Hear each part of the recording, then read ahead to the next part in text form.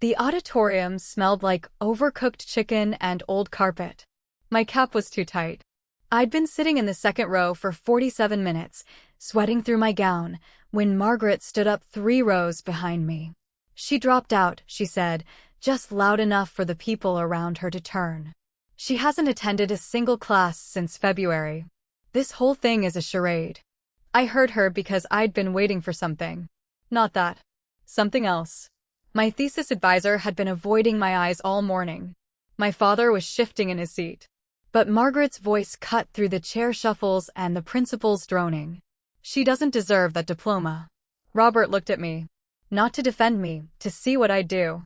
That was the moment I knew. The dean was already walking toward me, hand extended. I stood up. The audience went quiet.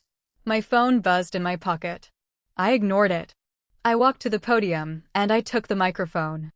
8 months earlier I sat in the parking lot of the public library with a Harvard application on my lap and couldn't open it. I'd printed it out because I needed to see it in my hands, needed to make sure it was real, needed to prove to myself that I'd actually typed every word and clicked every button and paid the fee that felt like gambling. It was November and the windows were fogged up and I had a cup of coffee going cold in the cup holder.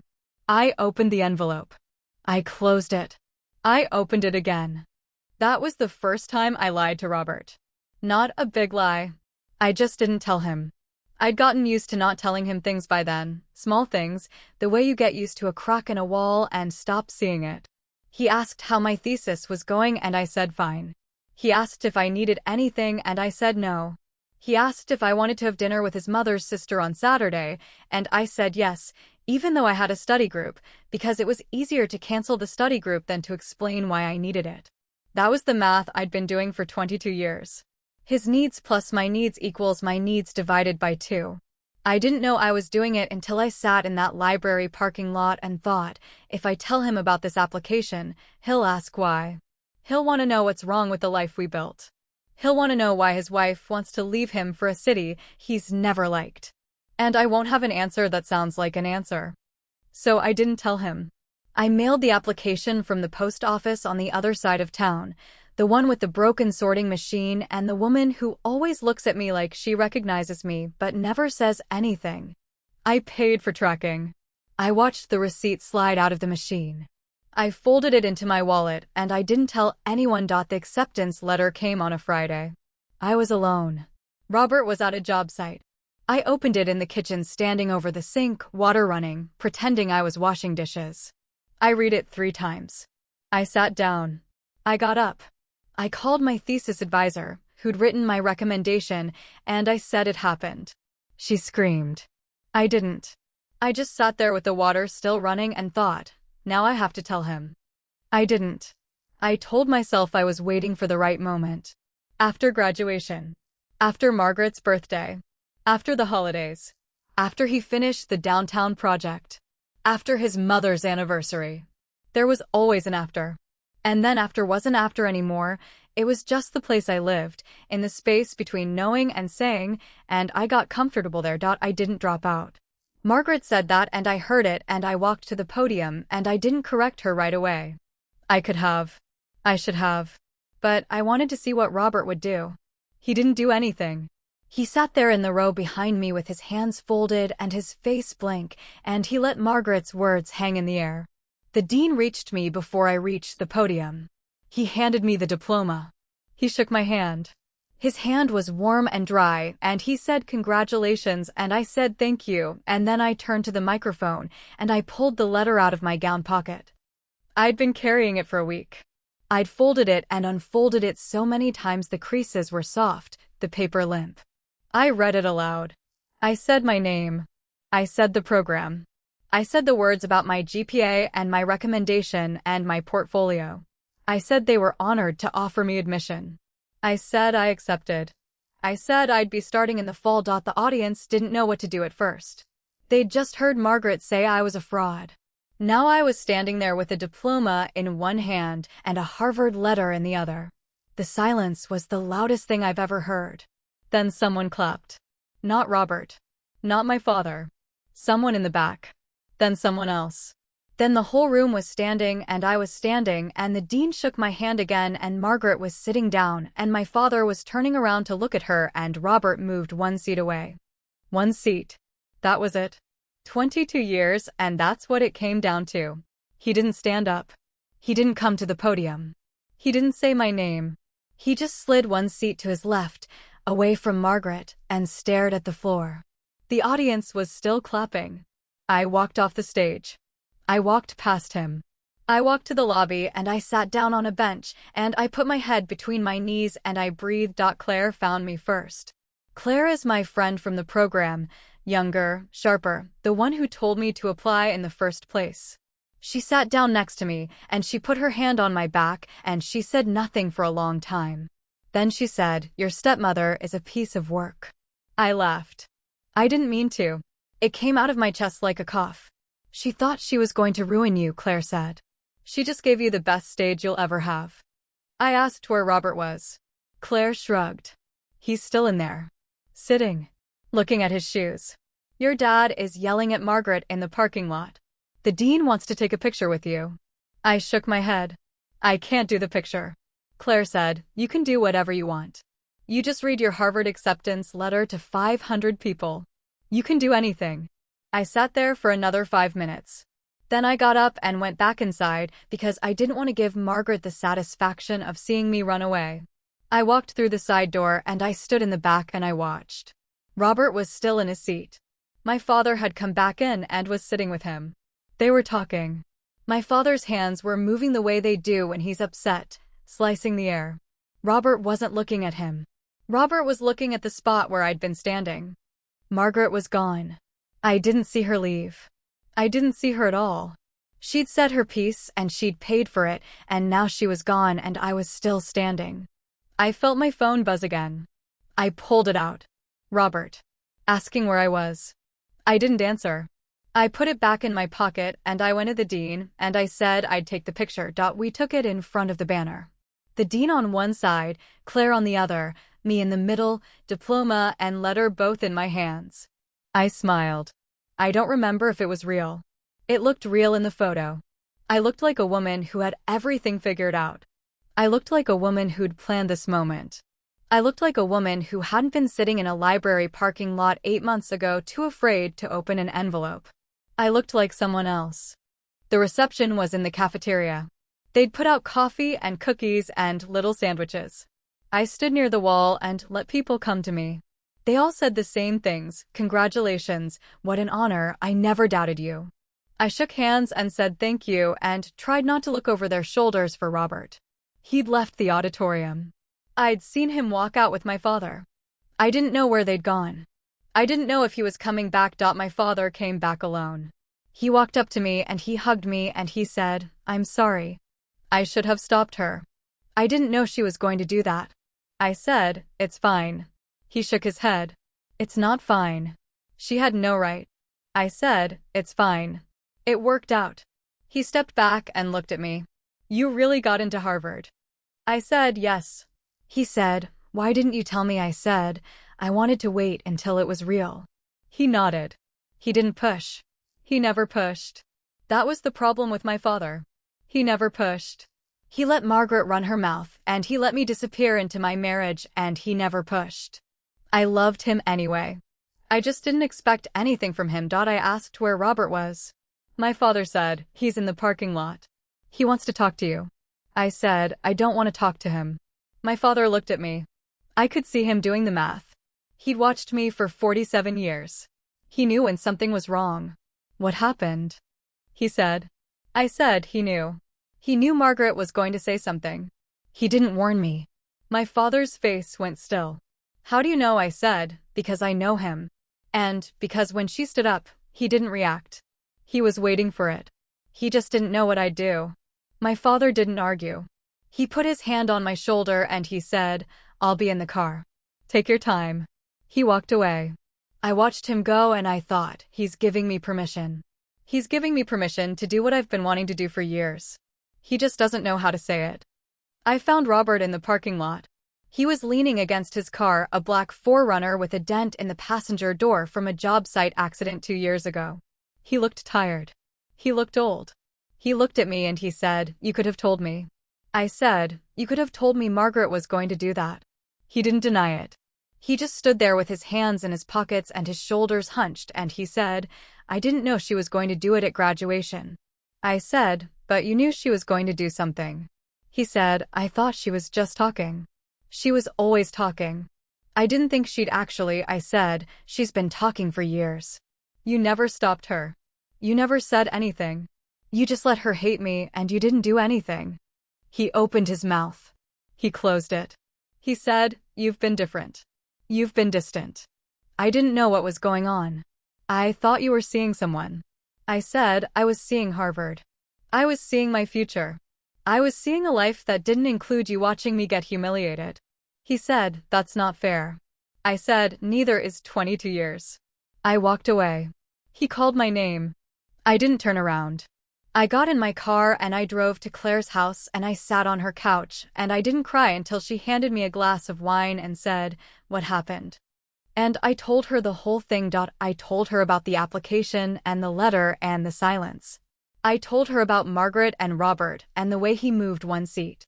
I told her about the bank accounts I'd been checking for months, the ones he didn't know I knew about, the money he'd been moving into an account with only his name on it since before I started school. I told her I'd known for a while.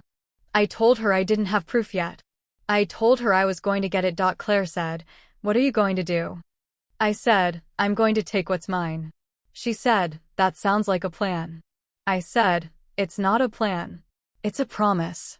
I drank the wine and I fell asleep on her couch, and I dreamed about standing on a stage with no one in the audience, just me and the microphone and a letter I couldn't read out loud. I woke up at 3 in the morning and I checked my phone. Robert had called 4 times. He'd left 2 voicemails. I didn't listen to them. I put the phone face down on the coffee table and I went back to sleep. I stayed on Claire's couch for 3 days. She had a spare key and a coffee maker that beeped too loud and a cat that sat on my chest at dawn and purred like a lawnmower. I didn't go home. I didn't call Robert. I didn't answer his texts. He sent 12 of them. I read them all and deleted them. They started out angry. "Where are you?" Then they got confused. "Please come home." Then they got desperate. "I don't understand what happened." Then they went silent. He stopped after the 3rd day. I didn't know if that was relief or resignation. Either way, it was something. Claire went to work and I sat in her living room with a laptop and a glass of water that kept going flat, and I started making a list. Not of what I was owed. Of what I knew. I knew about the separate account because I'd found a statement in his office last spring when I was looking for a stapler. I'd opened the drawer and there it was, folded into an envelope with his name on it and a balance that made me sit down.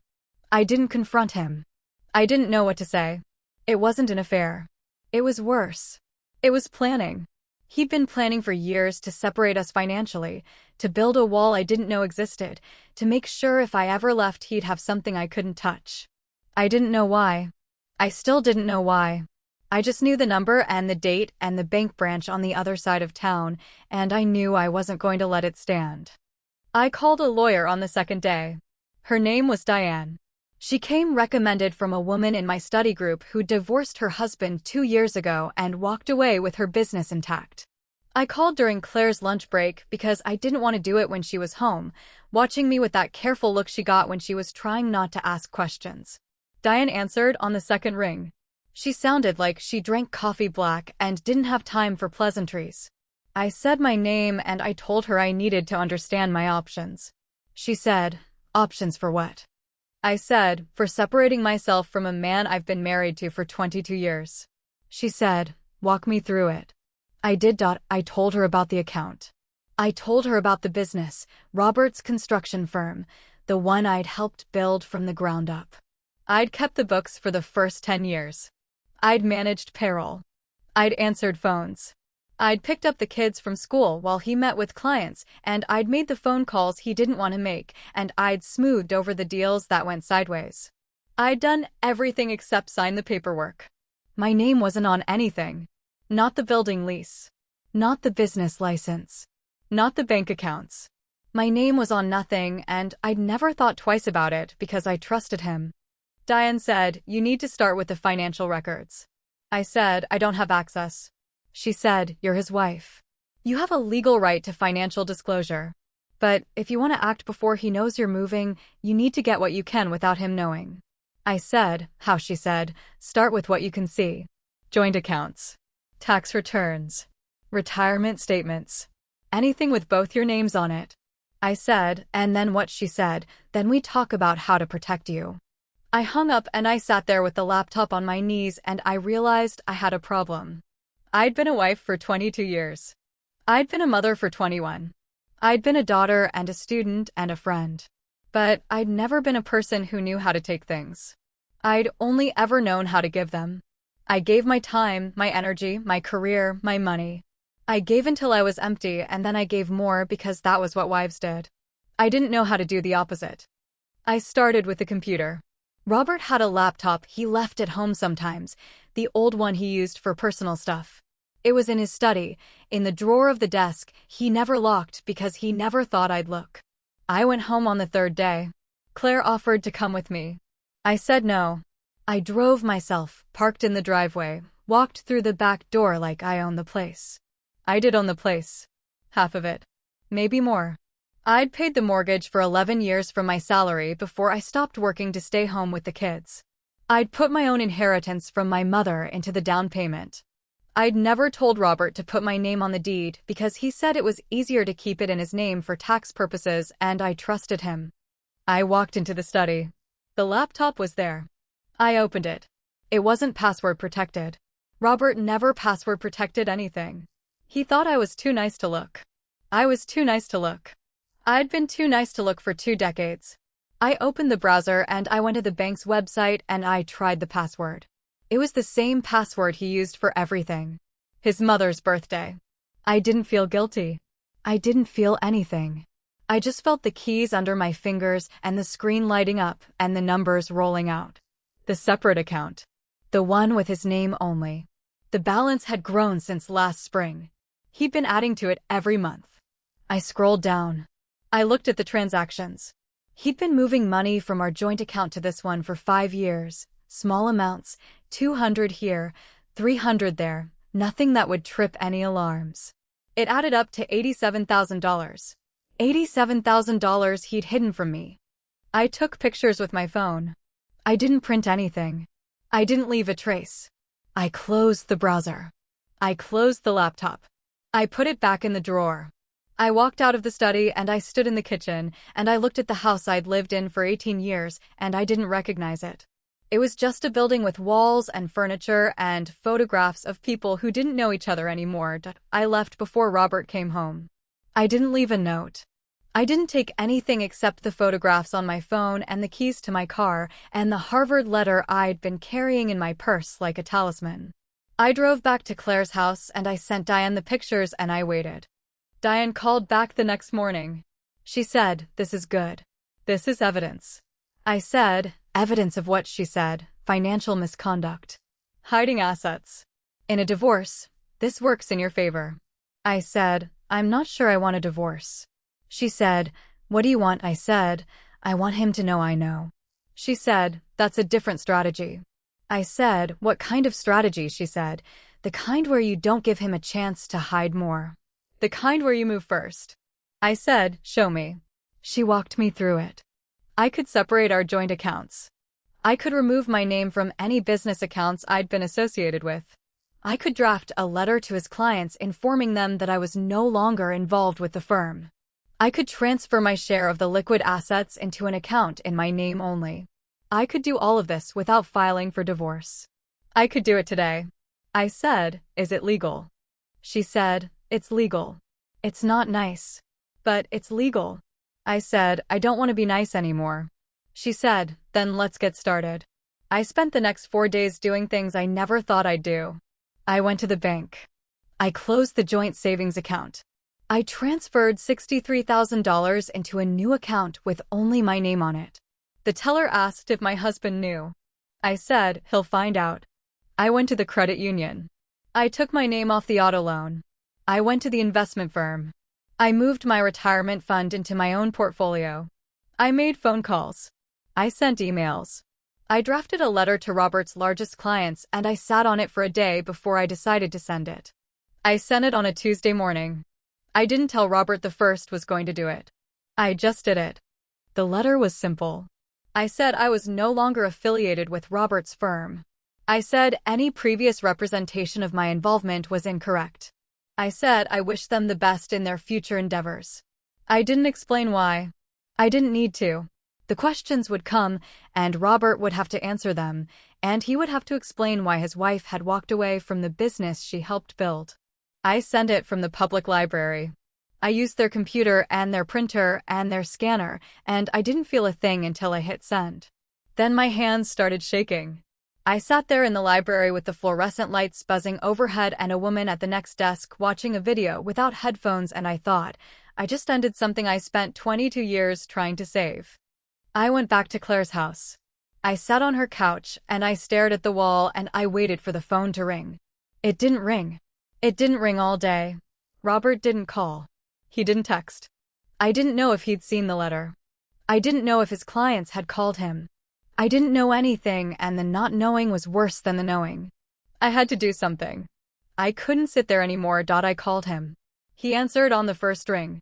He said, "What did you do?" I said, "I took what was mine." He said, "You took $63,000 out of our savings." I said, "Our savings? You've been hiding $87,000 for 5 years. Silence. Then he said, "How did you?" I said, "I looked." I finally looked. He said, "That's not what you think." I said, "Then tell me what it is." He said, "It's not what you think." I said, "You said that already." He said, "It was for retirement." I was saving for our retirement. I said, "In an account with only your name on it." He said, "I was going to tell you." I said, "When?" He said, "I don't know." "When it was ready." I said, "It's been ready for years." He said, "That's not." I said, "You've been ready for years. You've been ready to leave me. You just didn't have the courage to do it." He said, "That's not true." I said, "Then why did you move one seat away from Margaret?" He didn't answer. I said, "Why did you sit there and let her say those things and not say a word?" He said, "I didn't know what to say." I said, "You could have said something. You could have said she was wrong. You could have defended me. You didn't. You just sat there and waited to see what I would do." He said, "I was in shock." I said, "You weren't in shock. You were relieved. You wanted her to say it so you didn't have to." He didn't deny it. He didn't confirm it. He just breathed into the phone and I breathed back, and we sat there in the silence, with 1,000 miles of telephone wire between us and nothing left to say. I hung up first. I didn't say goodbye. I just pressed the button and I sat on Claire's couch with my phone in my hand and my heart beating too fast, and I thought, this is what it feels like to be done. Claire came home an hour later. She took one look at me and said, "What happened?" I said, "I called him." She said, "How'd it go?" I said, "He didn't deny it. He didn't defend himself. He just sat there and breathed." She said, "What are you going to do now?" I said, "I'm going to go to Harvard. I'm going to leave the state. I'm going to start over." She said, "What about the house? What about the kids?" I said, "The kids are grown. They have their own lives. And the house is just a house." She said, "What about Robert?" I said, "He's not my problem anymore." I said it and I meant it. I meant it so much I surprised myself. I'd spent 22 years making him my problem. I'd spent 22 years worrying about his career and his feelings and his mother and his reputation. I'd spent 22 years carrying him, and now I was putting him down, and I didn't feel heavy. I felt light. I felt like I could run. I went to bed that night and I didn't dream about the stage. I dreamed about a river. I was standing on one side and there was a bridge, and I was walking across it, and the water was moving fast and the bridge was swaying, but I didn't stop. I just kept walking. I woke up and it was morning and Claire was making coffee and the sun was coming through the blinds and the cat was on my chest, and I didn't feel like crying anymore. I felt like moving. I spent the rest of the week getting ready to leave. I had 2 weeks before I had to be in Cambridge. I had an apartment I'd rented sight unseen, a studio with a Murphy bed and a kitchen that was barely a kitchen and a view of a parking garage. I didn't care. I'd slept in worse places. I'd slept in the back of my car when I was in college and didn't have money for a dorm. I'd slept on Robert's couch when we were first dating and he was working late and I didn't want to drive home. I could sleep anywhere. I just needed to be somewhere I chose. I went home one more time. I needed my clothes. I needed my books. I needed the photographs of my mother that Robert had never liked me keeping on the mantle. I walked into the house and it was empty. Robert wasn't there. He'd left a note on the kitchen counter. It said, "I'm at the office." It didn't say please call. It didn't say I love you. It didn't say anything else. Just a statement of fact. I was at the office. I read it and I folded it and I put it in my pocket and I walked upstairs. The bedroom was the same as I'd left it. Bed made. Curtains drawn. Robert's shoes by the closet. My side of the bed still rumpled from the morning I'd left. I sat down on the edge and I looked at the room and I tried to feel something. Sadness. Loss. Regret. I didn't feel any of it. I just felt the mattress under my hands and the sunlight through the curtains and the quiet. I'd spent so many years in this room. I'd cried in this room. I'd laughed in this room. I'd made love in this room. I'd raised children in this room. And now I was sitting in it, and it was just a room. I packed my bags. 2 suitcases. 1 duffel. A box of books. A box of photographs. I left the furniture. I left the linens. I left the towels and the plates and the things we'd bought together. I didn't want them. They were his now. Or mine. Or no one's. It didn't matter. I walked out of the bedroom and I walked down the stairs and I stopped in the living room. There was a picture on the mantel. Our wedding picture. I was 25 and I looked like a girl who didn't know what was coming. Robert was 29 and he looked like a boy who didn't know what he was getting. I took the picture and I looked at it and I didn't see us. I saw 2 strangers who'd made a promise they couldn't keep. I put the picture in the box. I walked out the front door. I didn't look back. I didn't want to remember the house the way it was. I wanted to remember it the way it should have been. A home. A partnership. A place where 2 people stood together. But that place had never existed. Not really. I'd just been pretending it did. I got in the car and I drove to the storage unit I'd rented. I put my things inside. I locked the door. I drove to the bank. I withdrew more money. I drove to the post office. I sent a letter to Robert. It was short. It said, "I'm leaving. I'll be in touch through my lawyer." I didn't say where I was going. I didn't say goodbye. I just said the facts and I sealed the envelope and I dropped it in the box and I walked away. Diane called that afternoon. She said, "I received a call from Robert's lawyer." I said, "He hired a lawyer," she said, "He did. And he's contesting the separation." I said, "Contesting how?" She said, "He's claiming you had no right to transfer those funds." I said, "They were joint funds. I had every right." She said, "I know. But he's making it difficult. He's asking for an emergency hearing." I said, "What does that mean?" She said, "It means you're going to have to talk to him. Face to face. In front of a judge." I said, "I don't want to see him." She said, "I know. But you may have to. He's making a mess, and we need to clean it up." I sat with that for a long time. I didn't want to see him. I didn't want to sit in a courtroom and watch him lie. But I knew I couldn't avoid it forever. He was going to make this hard. He was going to make me fight for everything. He was going to try to punish me for leaving. I called him that night. I didn't want to. But I needed to know what he was thinking. He answered. He said, "You sent me a letter." I said, "I did." He said, "You're really leaving?" I said, "I am." He said, "To Harvard." I said, "To Harvard." He said, "What about us?" I said, "There is no us." He said, "There could be." I said, "There couldn't." He said, "You're not even going to try." I said, "I've been trying for 22 years." He said, "That's not fair." I said, "It's the truth." He said, "You don't want to hear my side." I said, "I've heard your side. Your side is silence. Your side is waiting. Your side is letting your stepmother humiliate me in public and not saying a word." He said, "I said I was sorry." I said, "You said you were in shock." "That's not the same thing." He said, "What do you want from me?" I said, "Nothing. I don't want anything from you." I hung up again. I sat on Claire's couch and I put my head in my hands and I thought, I just told my husband of 22 years that I didn't want anything from him. And I meant it.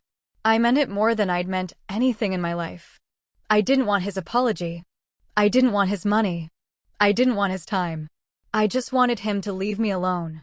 And I knew he wouldn't. I knew he'd fight. I knew he'd make this harder than it had to be. But I also knew something else. I knew I'd already won. I wasn't fighting for the marriage anymore. I was fighting for myself. And that was a fight I was going to win. The emergency hearing was scheduled for a Thursday. I wore a black blazer and pearl earrings that had belonged to Robert's mother. She'd given them to me a month before she died, pressed them into my palm in the hospital room and said, "You're the daughter I never had. Take care of him." I'd taken care of him. I'd taken care of him until there was nothing left of me. Now I was wearing her pearls to a hearing about how much of his money I'd taken, and I didn't know if she'd be proud or ashamed. I didn't care either way. Diane met me in the hallway outside the courtroom. She was shorter than I expected, compact, with glasses that kept slipping down her nose and a voice that carried like a foghorn. She said, "He's trying to paint you as the aggressor." I said, "I am the aggressor. I took his money." She said, "You took your money. There's a difference." She walked me through the procedure. What to say, what not to say, how to look at the judge and not at Robert, how to keep my voice steady. I nodded and I listened and I didn't hear half of it because I was thinking about the last time I'd seen Robert. In the parking lot. His face.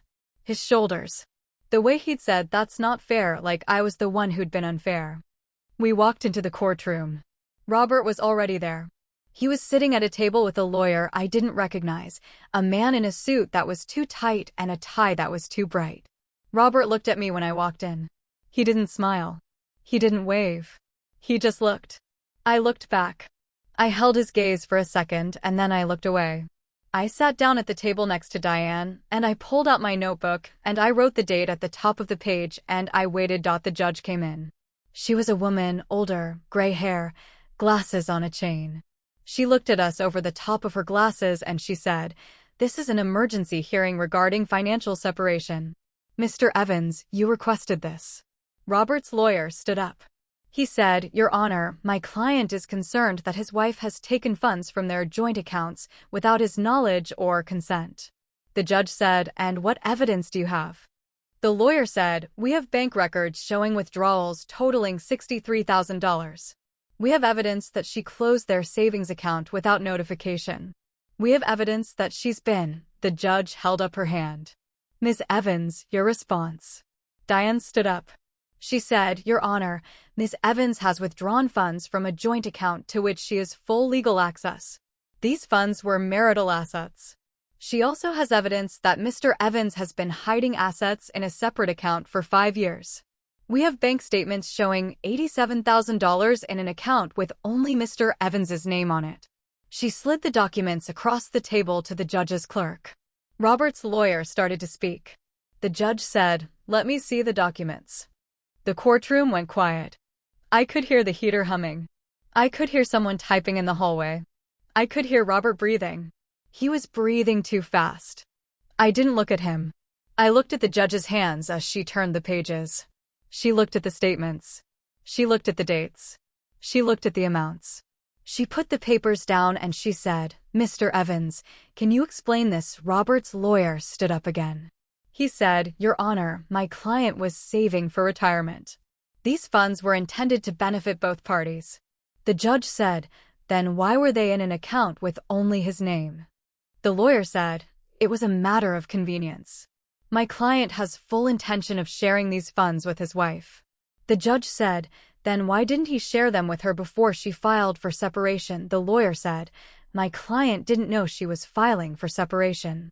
The judge said, "He didn't know his wife was leaving him." The lawyer said, "My client was surprised by that." The judge said, "Then let me see if I understand. Your client was hiding $87,000 from his wife because he was saving for retirement. And now he's in court complaining that she took $63,000 from their joint savings account, which she is legally entitled to do. Is that correct?" The lawyer said, "Your Honor, the funds in the separate account are not the issue. The issue is that Ms. Evans took action without, the judge said. The issue is that Mr. Evans is in a courtroom complaining about his wife taking money from a joint account while he's been hiding money for 5 years. You're not going to get far with this argument. I heard Robert exhale.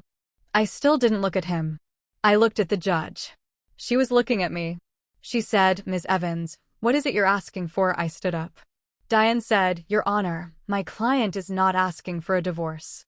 She's asking for a legal separation. She's asking for protection of her financial interests. She's asking for the right to move forward with her life. The judge said, And what about the house? I said, I'm not asking for the house. The judge said, The house is a marital asset. I said, I'm not asking for the house. I'm asking for my share of the savings. I'm asking for my retirement fund. I'm asking for my freedom.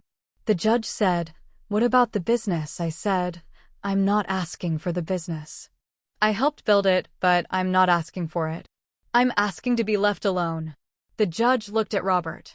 She said, Mr. Evans, what's your response? Robert stood up. He didn't look at his lawyer. He looked at me. He said, I don't want a divorce. I want my wife back. The judge said, That's not a legal argument. Robert said, I know it's not a legal argument, but it's the truth. I love her. I've always loved her. I made mistakes. I know I made mistakes, but I don't want to lose her. The judge said, Mr. Evans, this is a financial hearing. You've asked for an emergency hearing. Your wife has provided evidence that you've been hiding assets. The court is not going to look favorably on that. Robert said, I don't care about the court. I care about my wife. I finally looked at him. He looked like he'd been crying. His eyes were red and his face was pale, and he looked like a man who'd lost something he didn't know he had. I'd seen that look before. I'd seen it when his mother died. I'd seen it when his father had a stroke. I'd seen it when we found out we were having our second child and he wasn't ready. It was a look I'd always answered. I'd always gone to him, and I'd held him, and I'd said it was going to be okay. I didn't go to him this time.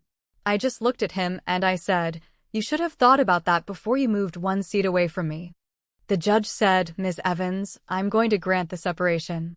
I'm going to approve the transfer of funds. I'm going to recommend that both parties engage in mediation before any further proceedings. And I'm going to say this. Mr. Evans, hiding assets is not something the court takes lightly. If you do not disclose all financial accounts in any future proceedings, you may be held in contempt. Do you understand? Robert nodded. He didn't look at the judge. He was still looking at me. I looked away. I looked at the wall. I looked at the clock. I looked at anything but his face. The hearing ended. I walked out of the courtroom with Diane. I didn't look back. I walked down the hallway and I pushed open the door and I stood in the parking lot and I breathed. Diane said, That went well. Better than I expected. I said, He looked terrible. Diane said, He should. He's losing everything. I said, He didn't lose everything. He lost me. That's all. Diane said, That's everything.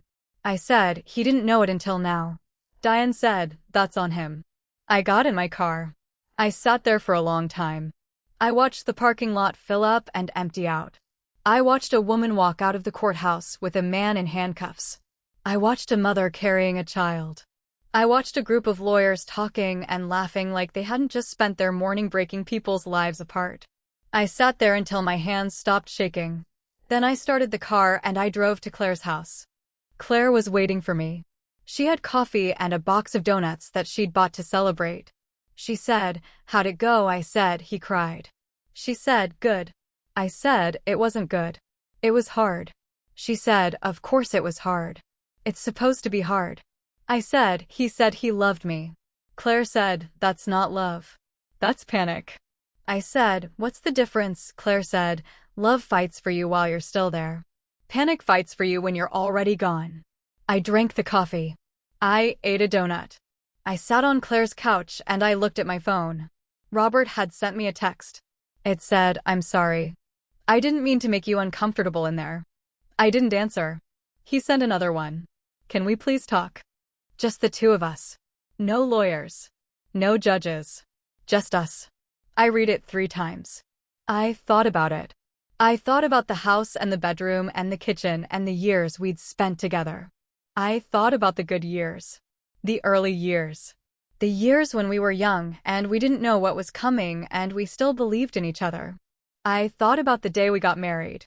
The way he looked at me. The way he said my name like it was something precious. I thought about that and I put the phone down and I didn't answer. I was still thinking about it the next morning. I was still thinking about it when I went to the storage unit to get my books. I was still thinking about it when I sat on the floor of the storage unit and opened a box of things I'd packed years ago and never unpacked. Photographs. Letters. A sweater from my mother. A baby blanket that was too worn to keep, but I couldn't throw away. I sat there with the box on my lap and I thought about the phone on the floor next to me and the unanswered text and the man who'd sent it. I thought about the man who'd once been my whole world. I thought about the man who'd become a stranger. I picked up the phone. I typed a reply. I said, okay. One conversation. No lawyers. No judges. Just us. I sent it. I put the phone down and I stared at the box and I waited. He replied immediately. He said, thank you. When I said, tomorrow. Claire's house. 3 o'clock. He said, I'll be there. I didn't tell Claire. I didn't want her to talk me out of it. I didn't want her to tell me I was making a mistake. I knew I was making a mistake. But I also knew I needed to hear him out. I needed to look him in the eyes and see if there was anything left. I needed to know for sure that what I was doing was the right thing. I'd been married to him for 22 years. I'd built my life around him. I owed him the courtesy of a final conversation. I owed myself the closure. I spent the next day trying not to think about it. I went to the library. I worked on my reading list. I made a list of things I needed for Cambridge. I called my son, who lived in Seattle now, and told him I was moving to Harvard. He said, Mom, that's amazing. I said, I think it is. He said, what about Dad? I said, that's a longer conversation. He said, are you okay? I said, I think I will be. He said, that's all I need to hear. I hung up and I thought about my son. He was 21. He'd grown up watching us. He'd seen the arguments and the silences and the way I'd shrink and the way his father had filled the space I left empty. He'd seen it and he'd never said anything because he was a child and he didn't know what to say. Now he was an adult and I was telling him I was leaving and he said, that's amazing, and I knew he'd been waiting for it. I knew he'd been waiting for me to finally do something for myself. I knew he'd been waiting for me to stop being his father's wife and start being his mother. The 3 o'clock conversation. I sat on Claire's couch and I waited. Claire was at work. She didn't know he was coming. I'd made sure of that. I didn't want an audience. I didn't want anyone watching us. I wanted it to be just the two of us, the way it had been at the beginning, when we were young and the world was new and we didn't have anything but each other. He knocked at 3 o'clock exactly. I opened the door. He was wearing a suit. He'd shaved.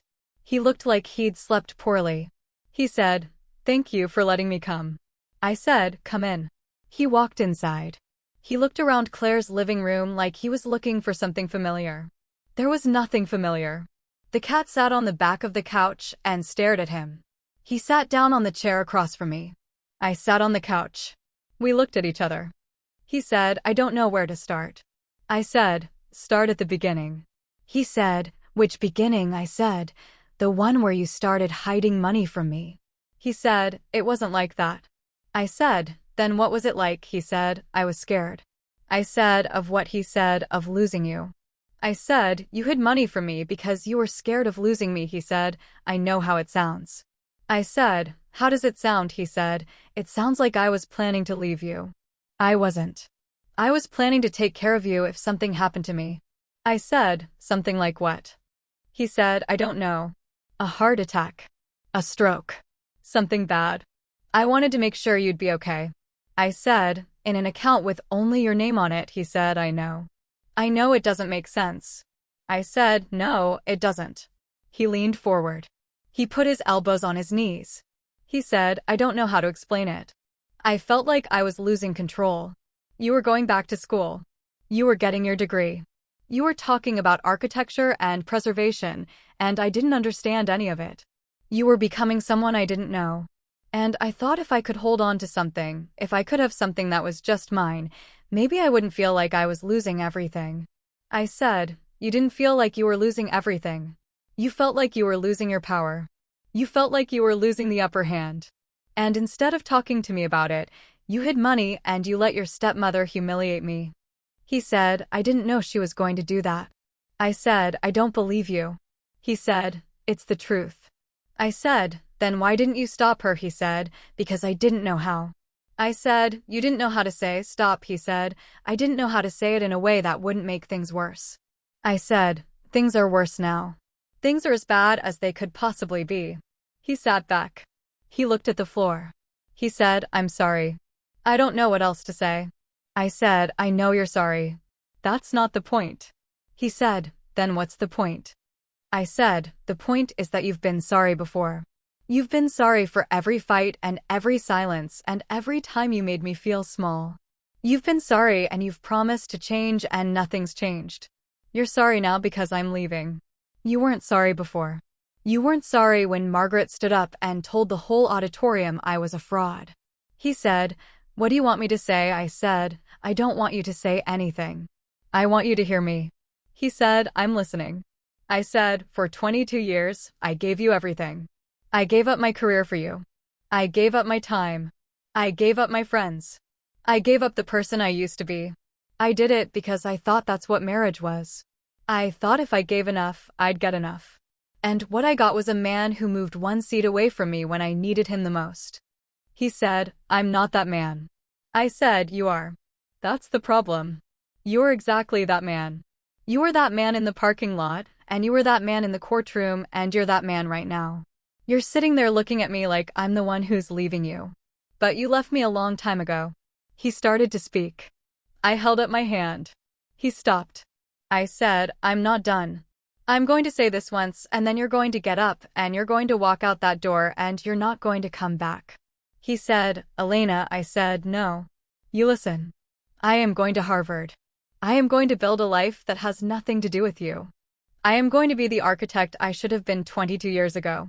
And you are going to go home, and you are going to sit in that empty house, and you are going to think about what you had and what you lost. And you're going to realize that it was never about Margaret. It was never about the money. It was never about the school. It was always about the fact that you never saw me as your equal. He said, that's not true. I said, yes, it is. You saw me as your wife. You saw me as the mother of your children. You saw me as the woman who took care of your mother. You never saw me as Elena. You never saw the person who had dreams and ambitions and a life that didn't revolve around you. He said, I saw you. I said, no. You saw the version of me that you wanted. The version that was convenient. The version that made your life easier. I'm done being that version. I stood up. I walked to the door. I opened it. I said, goodbye, Robert. He stood up. He didn't walk toward the door. He stood in the middle of Claire's living room, and he looked at me and he said, please don't do this. I said, it's already done. He said, I love you. I said, you don't love me. You love the idea of me. You love the convenience of me. But you don't love me. He said, that's not. I said, goodbye. He walked to the door. He stopped in front of me. He looked at me. He looked like he was going to say something. He didn't say anything. He walked out. I closed the door. I leaned against it. I put my head on the wood and I breathed. I didn't cry. I wanted to cry. I wanted to feel something besides this terrible relief. I felt empty. I felt like I'd been hollowed out. But I also felt free. I'd said what I needed to say. I'd ended it. I'd walked away. The cat came over and rubbed against my leg. I bent down and I picked it up and I held it and I said, I did it. The cat purred.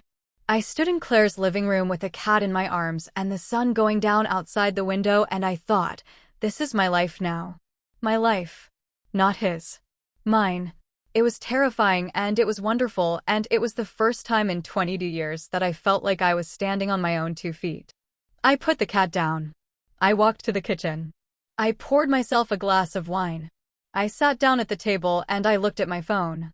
He'd sent me another text. It said, I won't give up on us. I read it and I deleted it. I blocked his number.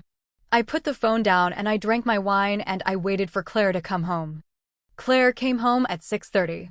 She took one look at me and said, "What happened?" I said, "He came over." She said, "He came here to my house." I said, "I told him to. I needed to talk to him." She put her keys down and walked over to the table and sat across from me. She didn't say anything for a long time. She just looked at me with that careful look she got when she was trying to figure out if I was okay. I said, "I'm fine." She said, "You don't look fine." I said, "I'm not fine. But I will be." She said, "What happened?" I said, "I told him I was done. I told him he never saw me as his equal. I told him to leave and he left." Claire said, "And how do you feel?" I said, "Like I just ran a marathon and I can't feel my legs." She said, "That's about right." She got up and poured herself a glass of wine. She sat back down and she said, "Are you still going to Harvard?" I said, "Yes." She said, "When?" I said, 10 days. She said, "That's soon." I said, "I know." She said, "Are you ready?" I said, "I don't know. But I'm going anyway." I spent the next week packing and planning and trying not to think about Robert. I didn't think about him. I thought about Cambridge. I thought about the studio apartment I'd rented and the classes I'd signed up for and the life I was going to build. I thought about the woman I used to be, the woman who'd put her career on hold to raise children and keep house and support a husband. I thought about the woman I was going to become. I was going to be the architect I should have been. I was going to be the person I'd always wanted to be. I wasn't going to let anyone stop me. I went back to the house one more time. I needed to get the rest of my things. I drove there on a Sunday morning. The house looked different. It looked smaller than I remembered. The lawn needed mowing. The gutters were full of leaves. Robert hadn't been taking care of it. I walked through the back door and I stood in the kitchen and I looked at the house I'd lived in for 18 years. It was quiet. Too quiet. I walked through the living room and I looked at the photographs on the mantel. They were all still there. Our wedding picture. Pictures of the kids. A picture of his mother. I left them all. I walked up the stairs and I went to the bedroom. My side of the closet was empty. I'd taken my clothes the first time. But there were things I'd left behind. Books. A jewelry box. A box of letters from my mother. I found them under the bed, pushed all the way back against the wall. I'd forgotten they were there. I pulled them out and I opened the box and I looked at the letters. They were from my mother, written before she died. She'd written them in the hospital, when she knew she didn't have much time. She'd written them for me to read when I was older. I'd read them once and I'd put them away and I hadn't looked at them since. I sat down on the floor and I opened the first letter. It said, "My darling girl. I hope you're reading this when you're happy. I hope you're reading this when you're in love. I hope you're reading this when you've built a life that makes you proud." I closed the letter. I put it back in the box. I couldn't read the rest. Not now. Not here. I stood up and I walked to the window. I looked out at the backyard. The garden I'd planted was overgrown. The roses I'd loved were dead. I'd spent years tending that garden. I'd spent hours pulling weeds and watering plants and watching things grow. And now it was dead. I'd let it die. I'd let everything die. I'd been so focused on keeping the marriage alive that I'd let everything else go. I'd let my garden die. I'd let my career die. I'd let myself die. And now I was bringing myself back to life. I walked out of the bedroom. I walked down the stairs. I walked through the living room and I stopped. Robert was standing in the doorway. He said, "I saw your car." I said, "I came to get the rest of my things." He said, "I know. I wasn't going to stop you." I said, "Good." He said, "I just wanted to see you." I said, "You're seeing me." He said, "You look good." I said, "I feel good." He said, "I've been thinking about what you said." I said, "What part?" He said, "The part about me not seeing you." I said, "And what did you think about it?" He said, "I think you're right." I didn't say anything. I just stood there in the living room with a box of my mother's letters in my hands and the man I'd married standing in the doorway. He looked different. He looked like he'd been thinking. He looked like he'd been doing the work I'd been begging him to do for years. He said, "I've been going to therapy." I said, "Good." He said, "I've been talking about my mother. About my father. About the way I was raised." I've been talking about why I'm so afraid of being vulnerable. I said, good for you. He said, it's not easy. I said, I know it's not easy. He said, I'm not telling you this to get you back. I'm telling you this because I want you to know that I heard you. I heard what you said and I'm trying to change. I said, that's good. He said, is that all you have to say? I said, what do you want me to say? I'm proud of you. I'm happy for you. I am. I'm proud of you for going to therapy. I'm happy that you're working on yourself. But it doesn't change anything. He said, I know. I said, then why are you telling me this? He said, because I want you to know that I'm not the same person I was. I said, it's been a week. He said, I know. But I'm trying. I said, trying is good. But I'm not going to wait around to see if you succeed. He said, I'm not asking you to wait. I said, then what are you asking? He said, I'm asking you to remember that I'm not just the man who moved one seat away. I'm also the man who loved you. I'm also the man who married you. I'm also the man who held you when your mother died. I said, I know who you are. I've always known who you are. The problem is that I wanted you to be someone else. I wanted you to be the man who saw me as an equal. I wanted you to be the man who didn't let his stepmother humiliate me. I wanted you to be the man who shared his life with me instead of hiding from me. And you weren't that man. You're still not that man. You might become that man someday. But I'm not going to be there to see it. He said, you're really leaving. I said, I'm really leaving. He said, to Harvard. I said, to Harvard. He said, you're going to be an architect. I said, I'm going to be an architect. He said, you're going to be amazing. I said, I know. He smiled. It was a small smile. It was a sad smile. It was the smile of a man who was losing something he didn't know he had until it was gone. He said, I'll miss you. I said, I'll miss you too. But I'm not going to stay. He said, I know. He stepped aside. He moved out of the doorway. He said, take whatever you want. The house. The furniture. Whatever you need. I said, I don't want any of it. He said, then take the money. The $63,000. The retirement. Take it all. I said, I already took it. He said, good. I said, what about you? He said, I'll figure it out. I said, I know you will. I walked past him. I walked through the doorway. I walked to my car. I put the box of letters in the back seat. I got in the driver's seat. I started the car. I looked at the house one last time. Robert was standing in the doorway, watching me. I waved. He waved back. I drove away. I didn't look back. I drove to Claire's house. I walked inside. I put the box of letters on the table. I sat down and I opened the box and I started reading. I read every letter. I read about my mother's childhood. I read about her marriage to my father. I read about the day I was born. I read about the day she found out she was sick. I read about the things she wanted me to know. She wanted me to know that I was strong. She wanted me to know that I was brave. She wanted me to know that I could do anything. She wanted me to know that I deserved to be happy. I read the last letter and I cried.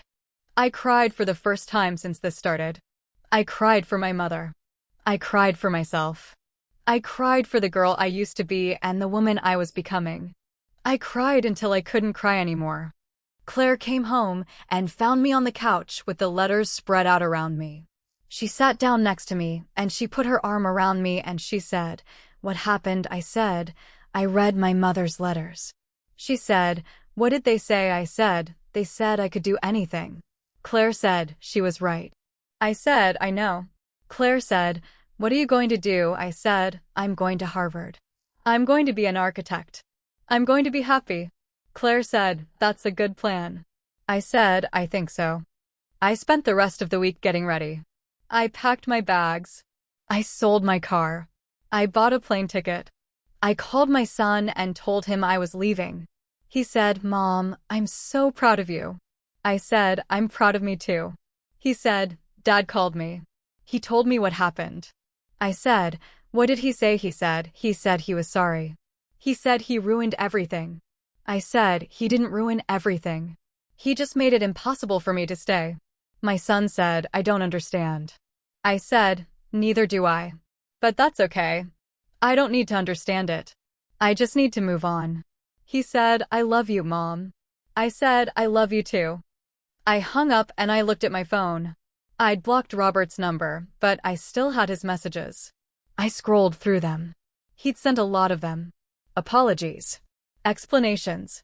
Please. I read them all. I didn't feel angry anymore. I didn't feel sad. I just felt tired. I'd been fighting for so long. Fighting for the marriage. Fighting for my sanity. Fighting for my sense of self. I was tired of fighting. I was ready to rest. I flew to Cambridge on a Tuesday. Claire drove me to the airport. She hugged me in the drop-off lane. She said, "You're going to be amazing." I said, "I know." She said, "Call me when you get there." I said, "I will." She said, "I'm going to miss you." I said, "I'm going to miss you too." She said, "Go. Go be an architect." I walked into the airport. I didn't look back. The flight was 3 hours. I sat by the window and I looked out at the clouds and I thought about my life. I thought about the house I'd left behind. I thought about the marriage I'd ended. I thought about the man I'd married and the man he'd become and the man he was trying to become. I thought about my children and my mother and my stepmother. I thought about the auditorium and the podium and the letter. I thought about the moment I read my Harvard acceptance letter to 500 people and no one in the world knew what I was feeling. I thought about that and I smiled. I smiled because I was free. I was finally free. I landed in Boston. I took a cab to the apartment. I walked up the stairs. I unlocked the door. I walked inside. The studio was small. It was bare. It had a Murphy bed and a kitchen that was barely a kitchen and a view of a parking garage. It was perfect. It was mine. I put my bags down. I sat on the floor. I looked out the window at the parking garage and I thought, this is my life now. My life. Mine. It was terrifying and it was wonderful and it was exactly where I was supposed to be. I pulled out my phone. I called Claire. I said I made it. She said, "How is it?" I said, "It's small. It's bare. It's mine." She said, "That's all that matters." I said, "I know." I hung up and I looked at my phone again. I had a text from an unknown number. I opened it. It said, "It's Robert. I'm using a friend's phone. I just wanted to say that I'm proud of you. I know you don't want to hear from me. I know you don't want to talk to me. I just wanted you to know that I'm proud of you." I read the text twice. I didn't respond. I deleted it. I blocked the number. I put the phone down.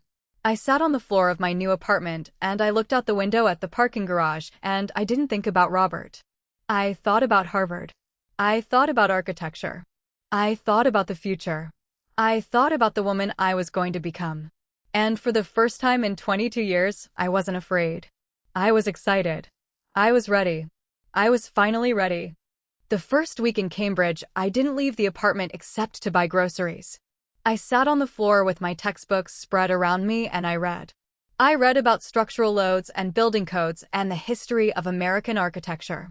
I read about preservation and restoration and the ethics of rebuilding what's already been lost. I underlined passages and made notes in the margins and I thought about the house I'd left behind. I thought about the house I'd left behind, and I thought about what it meant to preserve something that was already gone. The house wasn't my home anymore. It was just a building. A structure. A thing with walls and a roof and a mortgage. I'd stopped thinking of it as home the moment I walked out the door. I started classes the second week. Graduate seminar on Tuesday mornings.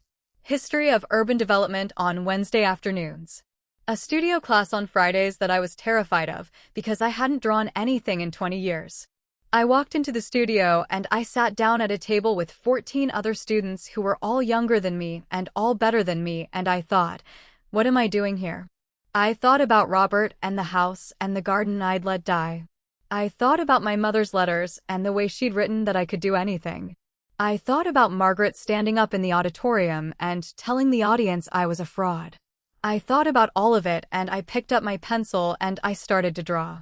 The professor was a woman named Dr. Chin.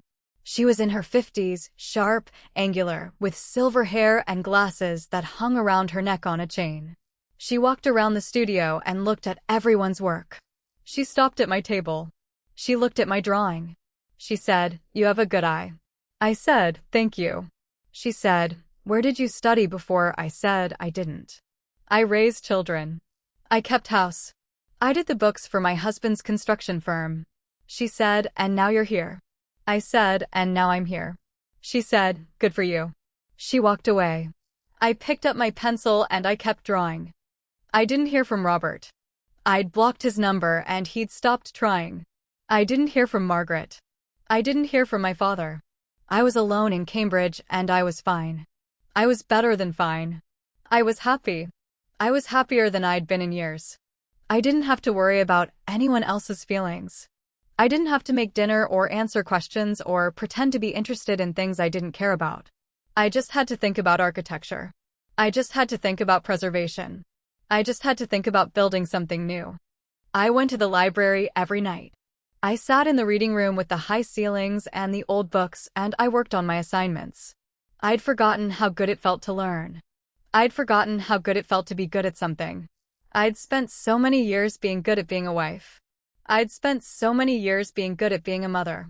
I'd spent so many years being good at taking care of everyone else. I'd forgotten what it felt like to be good at something for myself. I was in the library 3 weeks into the semester when I got a call from an unknown number. I almost didn't answer. I let it ring. It rang again. I answered. It was my father. He said, Elena, it's Dad. I said, I know. I have caller ID. He said, I've been trying to reach you. I said, I know. I haven't been returning calls. He said, I know. I said, what do you want? He said, I want to apologize. I said, for what? He said, for Margaret. For not stopping her. For not doing anything.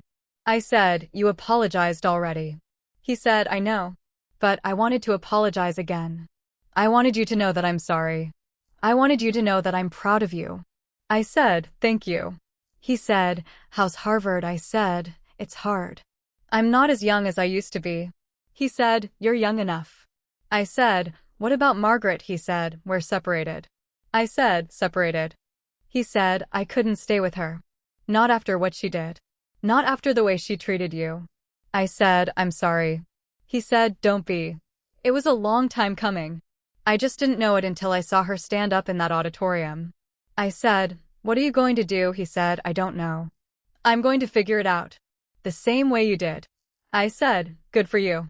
He said, I'm proud of you, Elena. I said, I know. He said, call me sometime. I said, I will. I hung up and I sat in the library and I thought about my father. I'd spent so many years being angry at him for not pushing, for not standing up, for not doing anything. And now he was standing up. He was doing something.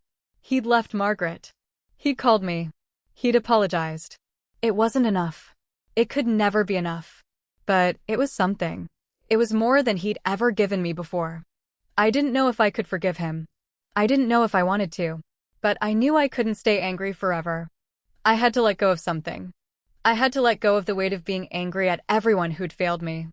I went home that night and I looked at the letters from my mother. I'd put them on the shelf above my Murphy bed. I took them down and I read one of them again. It was a short one. It said, my darling girl. Never let anyone make you feel small. You are not small. You are everything. You are the world. You are the future. You are the only thing that matters. I read it 3 times. I put it back in the box. I sat on the edge of my bed and I looked out the window at the parking garage and I thought, I'm not small. I'm not small anymore. I'm everything. I'm the future. I'm the only thing that matters. I got a letter in the mail the next week. It was from Robert. He'd sent it to my father's address and my father had forwarded it. I recognized Robert's handwriting. I almost threw it away. But I didn't. I opened it. It was a letter. A real letter. On paper. In ink. He'd written it by hand. He said, Elena, I'm writing this because I can't call you. You've blocked my number and I respect that. I'm writing this because I want you to know that I've been thinking about what you said. I've been thinking about it for weeks. I've been going to therapy and I've been talking about my father and the way he treated my mother and the way I learned to treat you. I've been talking about the way I hid from you and the way I made you feel small and the way I couldn't see you for who you were. I've been talking about the way I let Margaret humiliate you. I've been talking about all of it and I've been trying to understand why I did what I did. I don't have an answer. I don't know if I'll ever have an answer. But I know that I'm sorry. I'm sorry for everything. I'm sorry for the years of silence. I'm sorry for the years of distance. I'm sorry for the money I hid. I'm sorry for the way I made you feel like you weren't enough. You were always enough. You were always more than enough. I just couldn't see it. I was too afraid. I was too afraid of losing you, and I lost you anyway. I'm not writing this to get you back. I know I can't get you back. I'm writing this to tell you that I understand. I understand why you left. I understand why you couldn't stay. I understand why you had to go. I don't blame you. I blame myself. I blame myself for everything. I'm going to spend the rest of my life trying to be a better person. I'm going to spend the rest of my life trying to be the man you thought I was. I know I'll never be that man. But I'm going to try. I'm going to try for you. I'm going to try for me. I'm going to try because I have to. I have to believe that I can be better. I have to believe that I can change. I have to believe that there's a reason to keep trying. Thank you for everything. Thank you for the years we had. Thank you for the children. Thank you for the life you gave me. I will never forget you. I will always love you. I will always be proud of you. Sincerely, Robert. I read the letter 3 times. I put it down. I picked it up. I read it again. I didn't cry. I didn't feel angry. I didn't feel sad. I didn't feel anything. I just sat there with the letter in my hands and I thought about the man who'd written it. I thought about the man I'd married. I thought about the man he'd become. I thought about the man he was trying to become. I thought about all of it and I folded the letter and I put it in the box with my mother's letters. I didn't know what else to do with it. I couldn't throw it away. I couldn't keep it on the shelf. I put it in the box and I closed the box and I put the box on the shelf and I didn't think about it anymore. I went back to class. I went back to the library. I went back to my drawings. I was getting better. I was getting faster. I was getting good. Dr. Chen pulled me aside after class one day and she said, "Elena, you're one of the strongest students in this program." I said, "Thank you." She said, "You have a natural sense of composition. You understand space. You understand scale. You understand what makes a building work." I said, "I had a lot of time to think about buildings. I lived in one for 22 years. She said, "That's not what I'm talking about. I'm talking about talent. You have talent. You need to trust it." I said, "I'm trying." She said, "Try harder." I went home that night and I looked at my drawings. I'd been working on a project for the studio class. We had to design a community center for a neighborhood that had been neglected. I'd been working on it for 2 weeks. I'd drawn and redrawn again. I'd been trying to make it perfect. I'd been trying to make it something that would impress Dr. Chen. I'd been trying so hard to be good that I'd forgotten to be myself. I looked at the drawings and I saw what Dr. Chen saw. I saw talent. I saw something that was mine. I saw something that was real. I didn't need to impress anyone. I just needed to be honest. I needed to draw the building the way I saw it. I needed to trust myself. I started over. I threw away everything I'd done and I started from scratch. I drew the building the way I thought it should be. I drew it with light and space and windows that opened to the street. I drew it with a garden in the back and a playground for children and a bench where people could sit and talk. I drew it the way I wished the world could be. I drew it the way I wished I'd been able to live. I drew it and I didn't stop drawing until it was done. I finished at 4 in the morning. I looked at the drawing and I saw myself. I saw the woman I'd become. I saw the woman I was still becoming. I saw the woman who was going to build something new. I submitted the project. Dr. Chen looked at it and she said, "This is beautiful." I said, "Thank you." She said, "This is exactly what I was looking for." I said I wasn't sure. She said, "You should be. This is the best thing you've done." I said, "I know." She smiled. She said, "You're going to be an architect." I said, "I know." She said, "You're going to be a great architect." I said, "I know." I walked out of the studio and I walked across campus and I sat down on a bench and I looked at the sky. It was October. The leaves were changing. The air was cold. I sat there and I thought about the path that had brought me here. I thought about the graduation ceremony and the auditorium and the podium. I thought about Margaret and the accusation and the standing ovation. I thought about the house and the garden and the years I'd spent trying to be someone I wasn't. I thought about Robert and the letter and the box on my shelf. I thought about all of it and I didn't feel sad. I didn't feel angry. I felt grateful. I felt grateful for the pain that had pushed me here. I felt grateful for the suffering that had made me strong. I felt grateful for the woman I'd become. I sat on the bench and I looked at the sky and I thought, this is my life. This is the life I built. This is the life I chose. And it was good. It was finally good. I started to think about the future. I thought about what I wanted to do after I graduated. I thought about preservation and restoration and rebuilding. I thought about buildings that were falling apart and neighborhoods that were forgotten. I thought about the house I'd left behind and the garden I'd let die. I thought about rebuilding. I thought about starting over.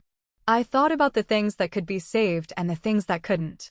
I thought about all of it and I knew what I wanted to do. I wanted to restore buildings. I wanted to bring them back to life. I wanted to do for buildings what I'd done for myself. I wanted to show people that things could be rebuilt.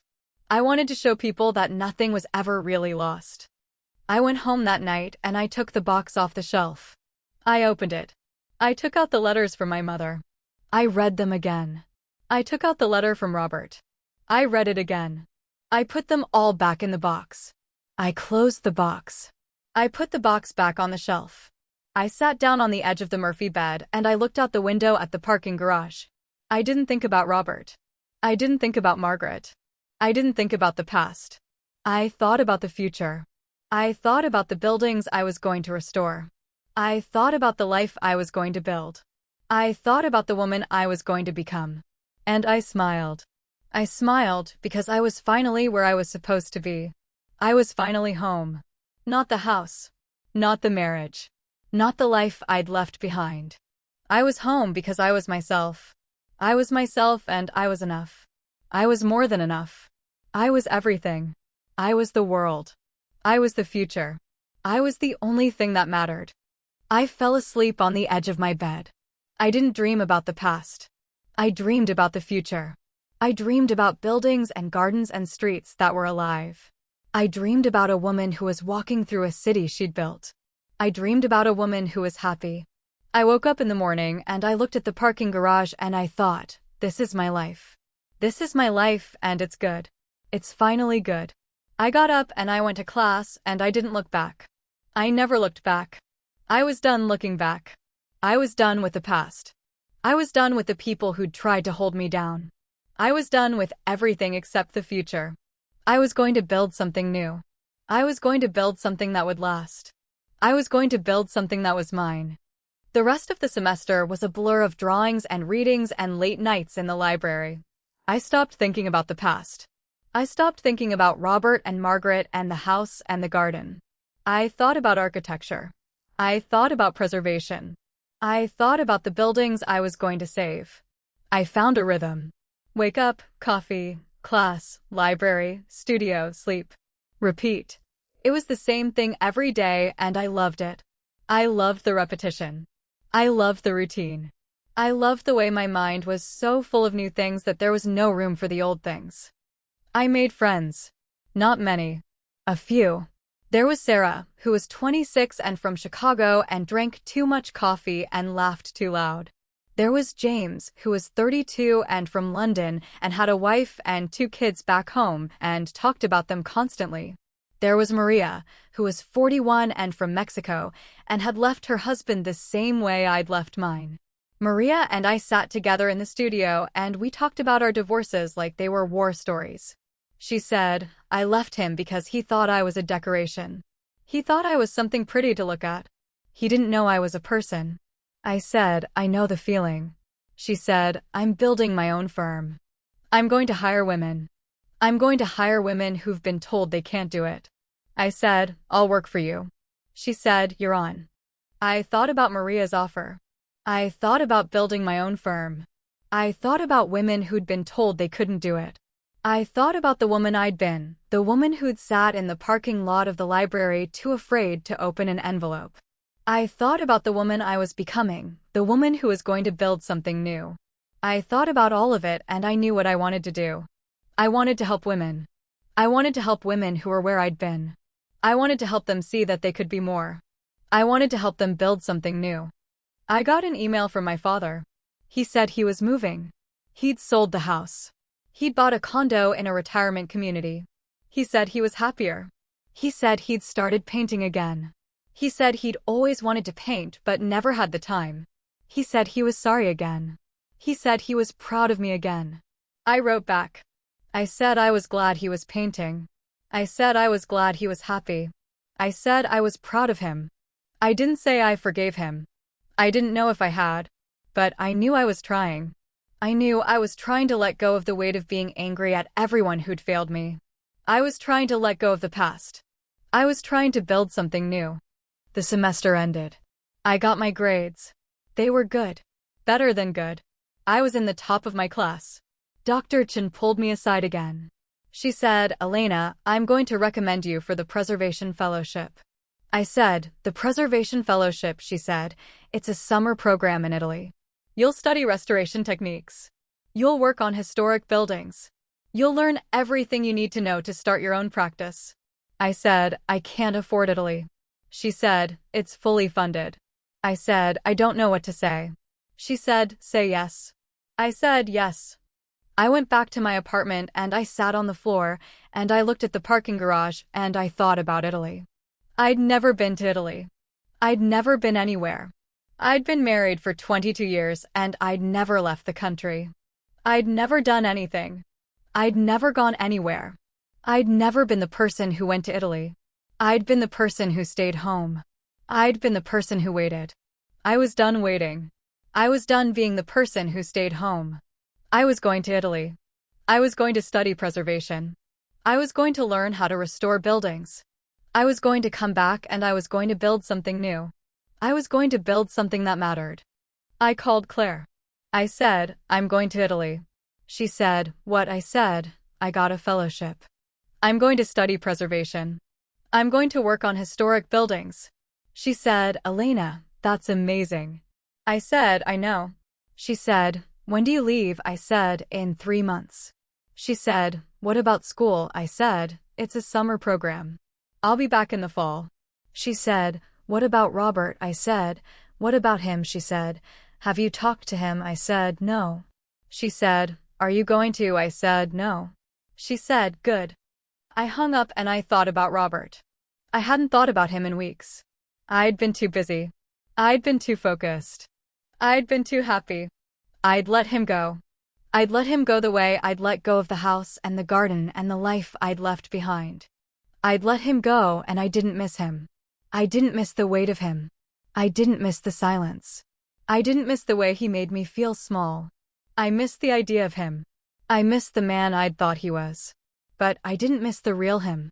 The real him had never been there.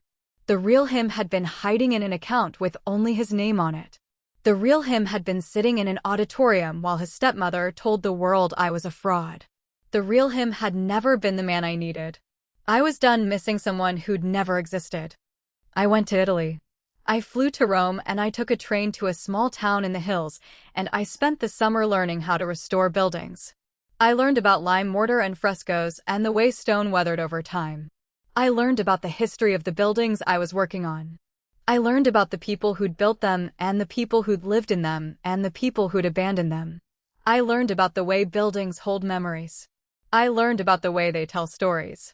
I learned about the way they can be saved. I worked on a church that was falling apart. I worked on a villa that had been empty for 40 years. I worked on a bridge that had been damaged in the war. I worked with my hands and I got dirty and I sweated and I loved every minute of it. I loved the physicality of it. I loved the way I felt at the end of the day. I loved the way I could see what I'd accomplished. I loved the way the buildings came back to life. I loved the way I was coming back to life. I met a man in Italy. His name was Paolo. He was a local, a mason who'd been working on historic buildings for 30 years. He was 60 and weathered and had hands like leather and a smile that made me feel like I was 25. He didn't speak English. I didn't speak Italian. We worked together in silence and we understood each other. He taught me how to mix mortar. He taught me how to read the stones. He taught me how to see what the building needed. He said, "The building tells you what it wants. You just have to listen." I listened. I listened to the building and I listened to myself and I heard something I hadn't heard in years. I heard my own voice. I heard my own desire. I heard my own need to create something beautiful. We didn't have a romance. We had a friendship. We had a partnership. We worked side by side and we didn't need words. He made me laugh. He made me feel seen. He made me feel like I was doing something important. He made me feel like I mattered. It was enough. It was more than enough. It was everything I needed. I came back to Cambridge in the fall. I was different. I was stronger. I was more confident. I had calluses on my hands and a tan on my face and a new understanding of what I wanted. I wanted to restore buildings. I wanted to bring them back to life. I wanted to do for buildings what I'd done for myself. I wanted to show people that nothing was ever really lost. I wanted to show people that things could be rebuilt. I went back to class. I went back to the library. I went back to the studio. I worked harder than I'd ever worked. I worked until my eyes burned and my hands cramped and my back ached. I worked until I couldn't work anymore. And then I worked more. I was driven. I was obsessed. I was building something new. Dr. Chen said, "Elena, you're the best student I've had in a decade." I said, "Thank you." She said, "You need to start thinking about what you want to do after you graduate." I said, "I want to start my own firm." She said, "What kind of firm?" I said, "A restoration firm. I want to restore historic buildings. I want to give them new life. I want to show people that the past is still worth saving." She said, "That's a good plan." I said, "I think so." I started making plans. I started researching. I started talking to people. I started building a network. I was going to do this. I was going to start my own firm. I was going to be the architect I should have been. I was going to be the woman I should have been. I was going to build something new. I was in the library one night when I got a call from Claire. She said, "Elena, I need to tell you something." I said, "What?" She said. I ran into Robert. I said, "Where?" She said, "At the grocery store. He was buying flowers." I said, "Flowers?" She said, "He's remarried." I didn't say anything. I just sat there in the library with the phone to my ear and my heart beating too fast. Claire said, "Elena, are you there?" I said, "I'm here." She said, "I'm sorry. I didn't know how to tell you." I said, "It's fine. It's fine." She said, "Are you okay?" I said, "I'm fine. I'm fine." She said, "You don't sound fine." I said, "I'm fine. I'm fine. I have to go." I hung up. I sat in the library and I stared at the wall. Robert was remarried. He'd moved on. He'd found someone else. I didn't know how to feel. I didn't know what to think. I'd been so focused on my own life that I hadn't thought about his. I'd assumed he was still alone. I'd assumed he was still waiting. I'd assumed he was still the same man I'd left. He wasn't. He'd moved on. He'd found someone else. He'd found a woman who could love him the way I couldn't. I sat there for a long time. I thought about Robert and the letter he'd written me. I thought about the way he'd said he was going to spend the rest of his life trying to be a better person. I thought about the way he'd said he'd always love me. I thought about the way he'd said he'd always be proud of me. And now he was remarried. He'd moved on. He'd found someone else. I didn't know if I was relieved or hurt. I didn't know if I was angry or happy. I didn't know if I'd ever know. I walked out of the library. I walked across campus. I walked to my apartment. I sat on the edge of my Murphy bed and I looked out the window at the parking garage. I thought about the life I'd built. I thought about the life I was building. I thought about the woman I'd become. I thought about Robert and the flowers he'd been buying for someone else. I thought about the way the past never really goes away. I thought about the way the past is always there, waiting to catch up with you. I thought about all of it and I realized that I was okay. I was okay. I was more than okay. I was happy. I was happy with the life I'd built. I was happy with the person I'd become. I didn't need Robert to be happy. I didn't need anyone to be happy. I was happy because I was myself. I was happy because I was free. I sat on the edge of my bed and I thought about the buildings I was going to restore. I thought about the lives I was going to touch. I thought about the future I was going to build. I thought about all of it and I smiled. I smiled because I was finally where I was supposed to be. I was finally the person I was supposed to be. I was finally home. I sat on the edge of my Murphy bed for an hour. Then I got up and I made tea, and I sat at the kitchen counter that wasn't really a kitchen counter, and I thought about what Claire had told me. Robert was remarried. He'd bought flowers for someone else. He'd moved on. I didn't know why it surprised me. I'd been the one who left. I'd been the one who said goodbye. I'd been the one who blocked his number and deleted his texts and walked away without looking back. I'd done everything I could to cut him out of my life. And now he was gone. He was really gone. He'd found someone else and he was gone. I drank my tea. I looked at the parking garage. I thought about the life I'd built in Cambridge. I thought about the fellowship and the restoration work and the buildings I was going to save. I thought about the woman I'd become. I thought about the woman I was still becoming. I thought about all of it and I realized that I was fine. I was more than fine. I was exactly where I was supposed to be. I didn't need Robert to be happy. I'd never needed him. I'd just thought I did. I'd spent 22 years thinking I needed him, and I'd been wrong. I'd been wrong about a lot of things. I finished my tea. I washed the mug. I put it in the drying rack. I walked to the window and I looked out at the parking garage and I thought about the buildings I was going to restore. I thought about the neighborhoods I was going to rebuild. I thought about the lives I was going to touch. I thought about all of it and I smiled. I smiled because I had a future. I had a future that was mine. I had a future that didn't depend on anyone else. I had a future that I'd built with my own hands. The next morning I went to class. I sat in the studio and I worked on my final project. It was a restoration plan for a building in the South End, a brownstone that had been abandoned for 20 years. I'd been working on it for months. I'd drawn and redrawn again. I'd researched the history of the building. I'd researched the neighborhood. I'd researched the people who'd lived there and the people who'd left. I'd done everything I could to make the project perfect. I'd done everything I could to make the building come back to life. Dr. Chin came to my table. She looked at my drawings. She said, "Elena, this is your best work." I said, "Thank you." She said, "You're going to get an A." I said, "I know." She said, "You're going to get more than an A. You're going to get a job." I've been talking to some people. There's a firm in Boston that's looking for a restoration specialist. They want someone with your skills. They want someone with your eye. They want someone with your passion. I said, "Who are they?" She said, "It's a small firm. They do historic preservation. They do the kind of work you want to do. They're interested in you." I said, "What do I have to do?" She said, "Send them your portfolio. I'll write you a recommendation." I said, "Thank you." She said, "You're welcome." I went home that night and I put together my portfolio. I included the drawings from the studio class. I included the project I'd worked on in Italy. I included the restoration plan for the brownstone. I wrote a cover letter. I said I was passionate about preservation. I said I believed in the importance of saving buildings. I said I wanted to give new life to old things. I said I knew how it felt to be abandoned. I said I knew how it felt to be brought back to life. I didn't say that in the cover letter. That would have been unprofessional. But I thought it. I thought it and I believed it. I was a building that had been abandoned. I was a building that had been brought back to life. I was a building that was going to be saved.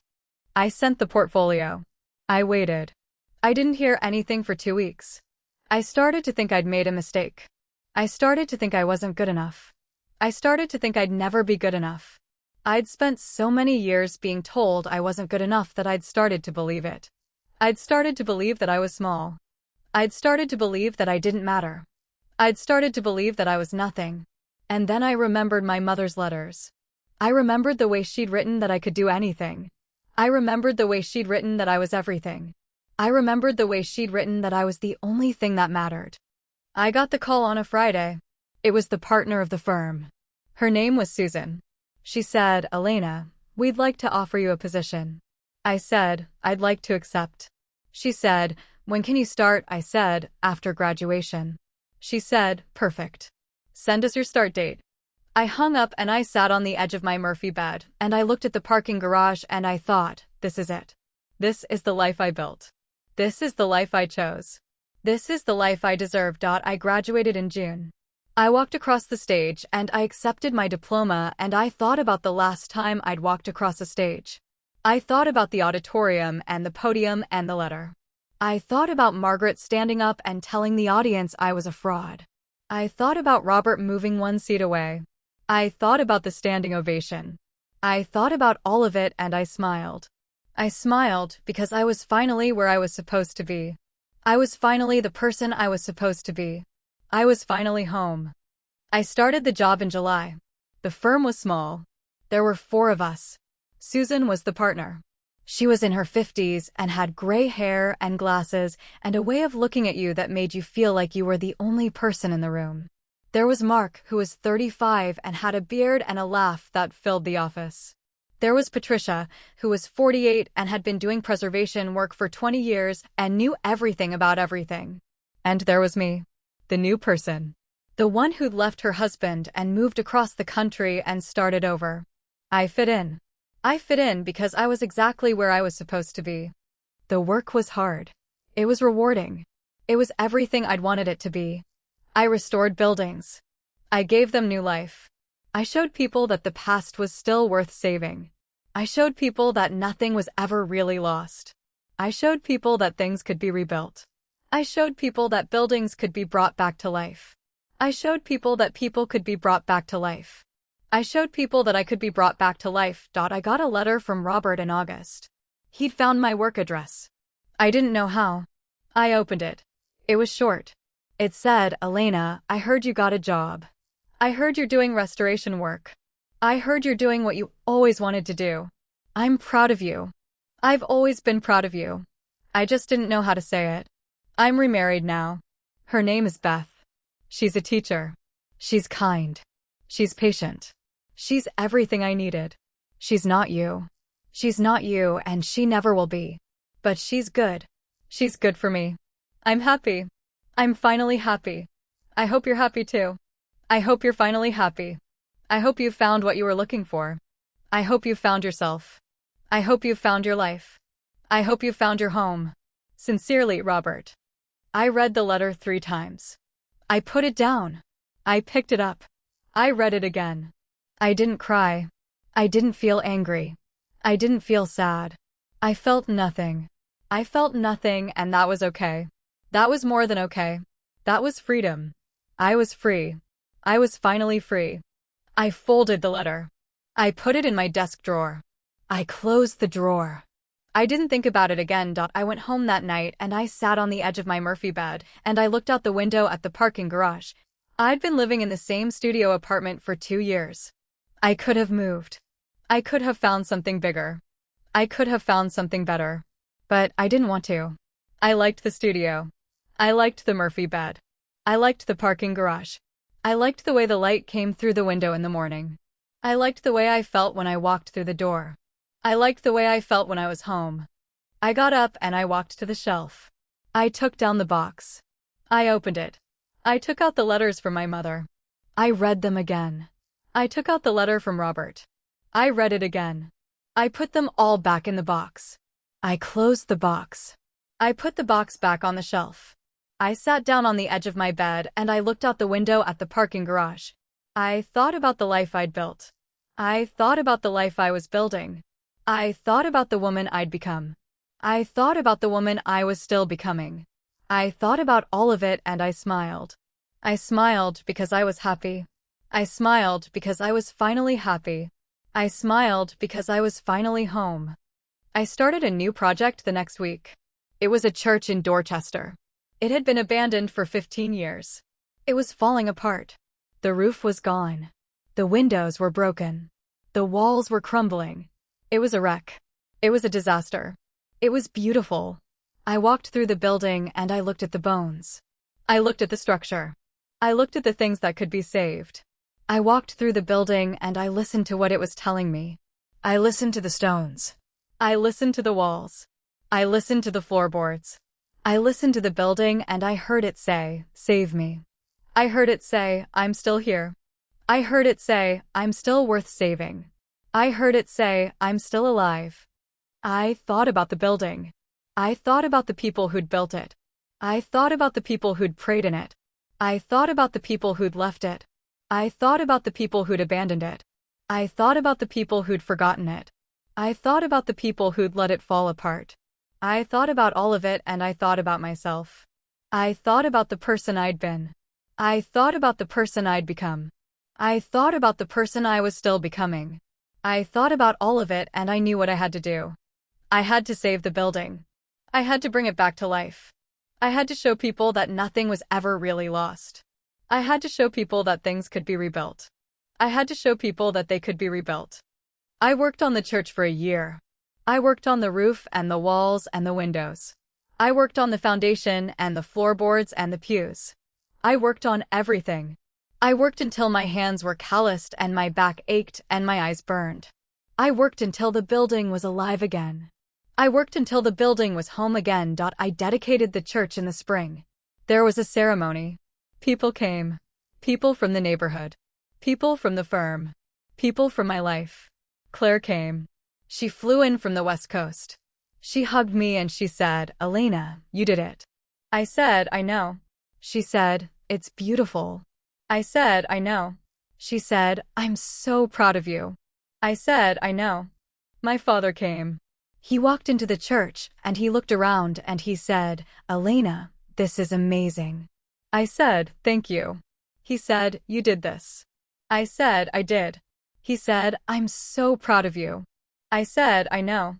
He said, "I'm sorry." I said, "I know." He said, "I'm sorry for everything." I said, "I know." He said, "I should have stopped her." I said, "I know." He said, "I should have been better." I said, "I know." He said, "I'm trying." I said, "I know." He said, "Do you forgive me?" I said, "I'm working on it." I stood in the church with my father and my best friend and the people from the firm and the people from the neighborhood, and I looked at the building I'd saved. I looked at the building I'd brought back to life. I looked at the building that had been abandoned and forgotten and left to die. I looked at the building that I'd loved back to life.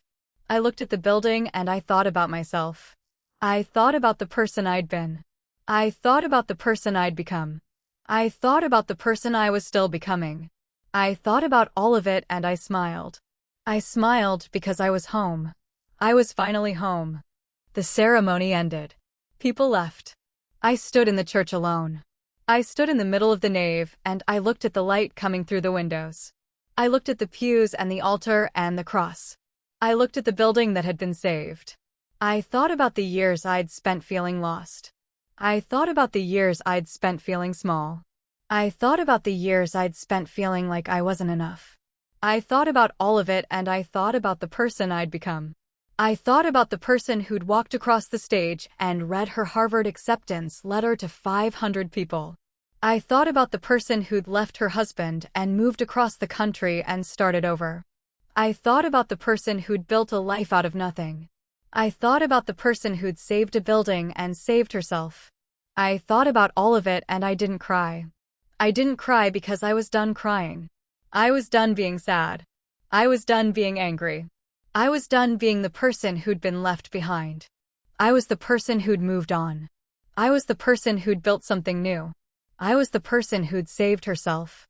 I was the person who was home. I was finally home.